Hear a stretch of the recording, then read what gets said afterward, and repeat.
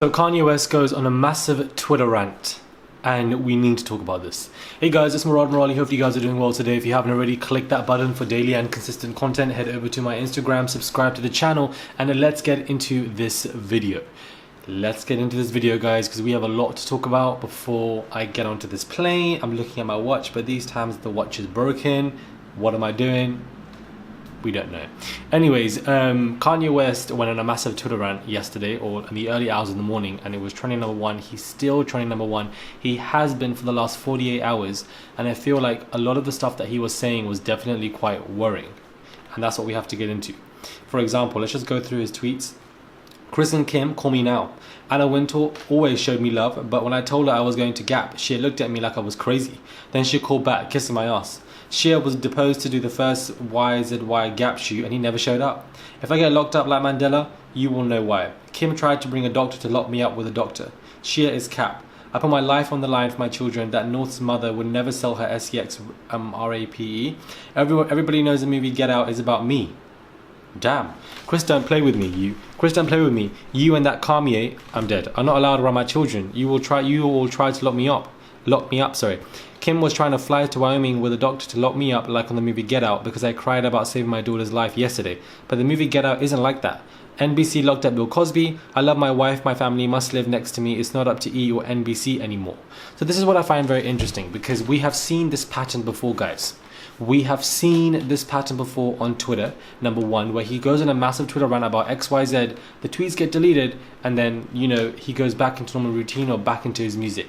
Number two, I do not find any of this entertaining, and for people who find it entertaining, I feel like you're mocking somebody who's having a manic episode, a mental breakdown. He himself, I believe, has said that he is bipolar, that there are reasons there. He has been diagnosed, and Kim was, I would assume, trying to help him and trying to get a doctor, and he would perceive it as paranoia. He would perceive it as hallucinations. He would perceive it as, they're trying to lock me up in a certain way. He would perceive it as, look what they're doing to me. This is a cry for help.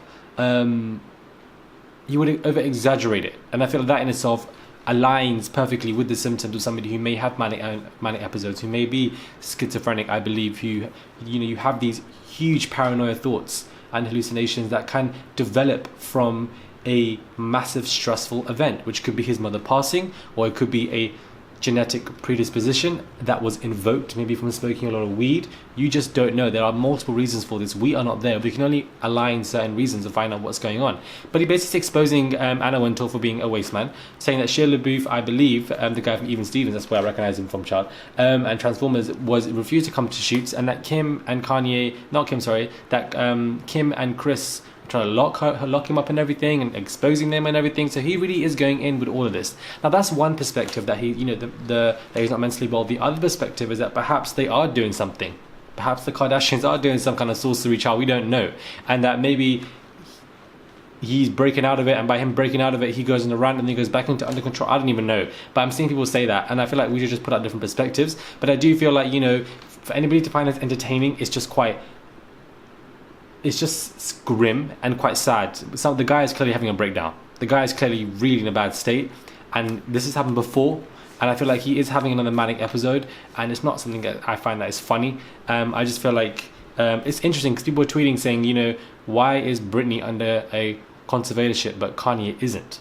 And that in itself is also a good point. I'm not saying that Kanye should be under conservatorship, because that in itself is too much for any human being, but we see a disparity here. One is allowed to run for president, but the other is completely locked up for over a decade. So it's very interesting. Let me know your thoughts are when it comes to this, guys. What are your thoughts when it comes to those tweets? If you haven't already, subscribe to the channel, click that button for daily and consistent content, and I'll catch you guys soon for another video.